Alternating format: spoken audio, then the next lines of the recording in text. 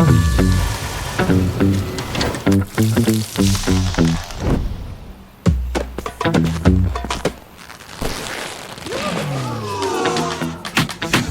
yaxna, 7 up, up, up, up, up.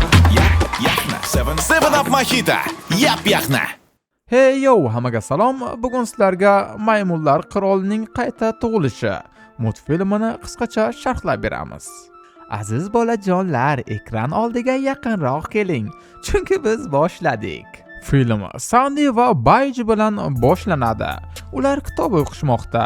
Bu kitobda birinchi iblis haqida yozilgan. U osmon va yer paydo bo'lgan paytdan beri bor.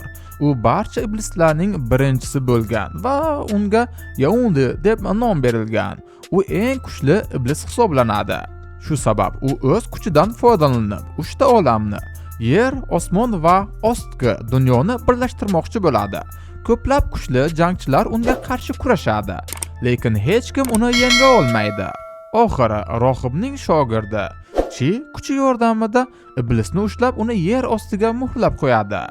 Sandy va Bayji kitobni o'qib bo'lgach, ustozlari oldiga borishadi.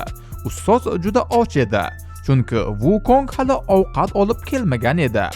Keyin Wukong tezlik bilan kelib ovqatni olib keladi. Wukong tez jahli chiqadigan xarakterga ega va ko'pincha hamma ishni noto'g'ri qiladi. Keyin ular ma'batga yo'l olishadi. Bu joyda sergarlar, ma'budlar yashaydi. Bu yerda dunyoda topib bo'lmaydigan narsalar bor. Ular kelganda xizmatkorlar ularni kutib olib xizmat qilishni boshlaydi. Bayji tasodifan ustozning sirli daraxt haqida gapini eshitib qoladi. U bu sirni Wukongga aytadi. Ikkalasi hasharotga aylanib, o'sha sirli daraxt tomon yo'l olishadi. Odatda xizmatkorlar u yerdan meva olib ketadi. Ular xizmatkorlar ketishini kutib, Wukong mevani o'g'irlamoqchi bo'ladi. Lekin birinchi urinishda meva qo'ldan tushib ketadi. Bayji olishga harakat qilganda meva yerga singib ketadi. Iblis energiyasi sabab.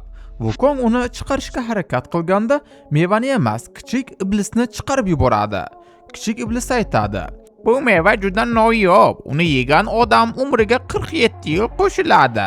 Buni eshitgan Wukong uni albatta o'g'irlashga qaror qiladi. U 3 ta meva olib bittadan do'stlariga, Sandy va Bayjiga beradi. Ular mevalarni yeyotganda xizmatkorlar ularni ushlab qoladi. Ular Wukongni haqorat qila boshlaydi. Wukong o'zini tutishga harakat qiladi, lekin xizmatkorlar tinch qo'ymaydi. Ular uni ushlab oladi, ustoz esa uni himoya qilishga harakat qiladi. Lekin xizmatkorlar ustozni ham haqorat qiladi. Oxiri Wukong chiday olmaydi va hujum qiladi.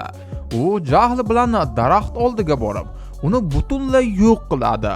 Xizmatkorlar uni to'xtatmoqchi bo'ladi, lekin u tayoqchasini katta qurolga aylantirib, ularni uradi. Himoyachi jangchilar bundan xabar topib, Wukongni qidirishga chiqadi. Ular kelib, uni sehr bilan qamab qo'yadi. Ustoz yana rahm qilishlarini so'raydi, lekin Wukong afsuslanmaydi. Bir himoyachi osmon jangchisi unga hujum qiladi. Wukong qo'rqmay jang qiladi. U oyoqlariga zarba berishga harakat qiladi, lekin raqibi qochadi. Ular yakkama-yakka jang qiladi. Do'stlari ham yordamga qo'shiladi. Lekin daraxt yo'q qilinganligi sabab Yaundi, iblislarning ajdodi ozod bo'ladi. U Wukongning ustozini asir oladi. Uzoq jangdan so'ng Wukong va uning do'stlari yengiladi va qo'lga olinadi. Osmon jangchisi xizmatkorlarga Yaundining ozod bo'lganligini yetkazishni buyuradi. U Wukongga aytadi: "Sen katta xato qilding. Bu daraxt Yaundini ushlab turardi. Endi u ustozning kuchini so'rib, yanada kuchayadi." Lekin Wukong buni jiddiy qabul qilmaydi va "O'zim uni abjag'ini chiqaraman" deb aytadi. Osmon jangchisi uni qo'yib yuboradi, lekin ogohlantiradi. Agar iblisni mag'lub eta olmasa, uni yana qamab qo'yish bilan qo'rqitadi. Boshqa iblislar Yaundini ko'rib, uni o'zlarining shoh sifatida albatta tan olishadi. Bu paytda Wukong va uning do'stlari ustozlarni qutqarish uchun yo'lga chiqadi. Yo'lda ular bir ruhni uchratishadi. U ularga yordam bermoqchi. Wukong bilib oladi. Bu ruh Yaundini muhrlagan odam edi. Wukong bu ruhni foydali deb o'ylab, uni o'zi bilan olib yurishga qaror qiladi. Ular bozorda bo'lgan paytda Yaundining askarlari paydo bo'ladi. Ularning maqsadi bu ruhni yo'q qilish, chunki u Yaundini yana muhrlashga muvaffaq bo'lishi mumkin. Lekin Wukong ularni to'xtatadi. U yolg'iz o'zi barcha askarlarni yengib, ularni haydab yuboradi. Ruh esa butun qishloq vayron bo'lganligini va ba'zi odamlar Yaundi tomonidan egallab olinganligini ko'rib juda qayg'uga tushadi. U o'z sehridan foydalanib, hammani yana normal holatga qaytaradi.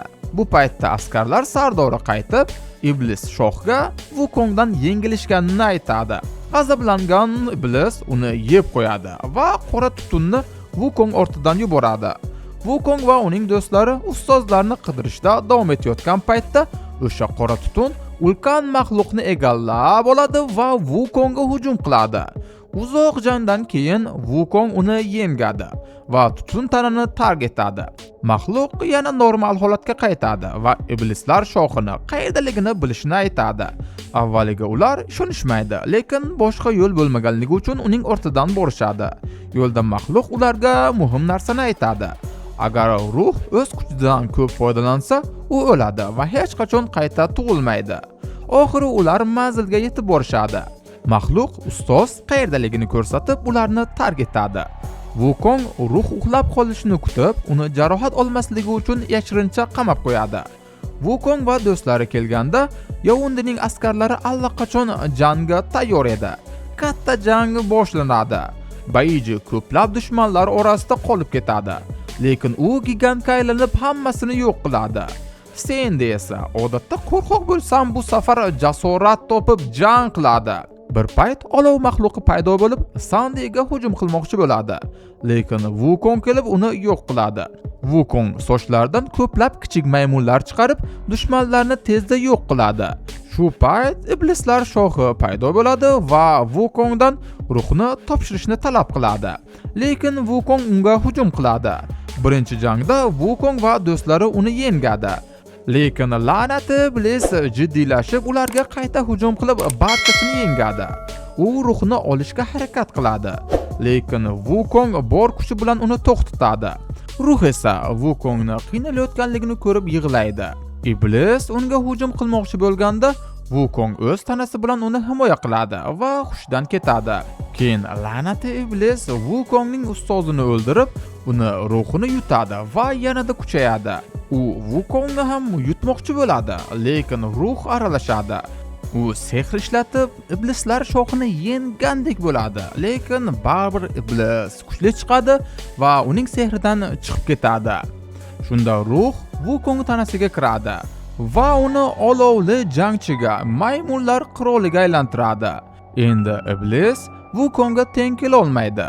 Uzoq jangdan keyin Wukong uni yengadi va dunyoga yana tinchlik qaytadi. Va multfilm shu yerda poyoniga yetadi. Agar siz multfilmlarni sevib tomosha qilmoqchi bo'lsangiz, albatta kanalga obuna bo'ling va like bosishni unutmang. Salomat bo'ling.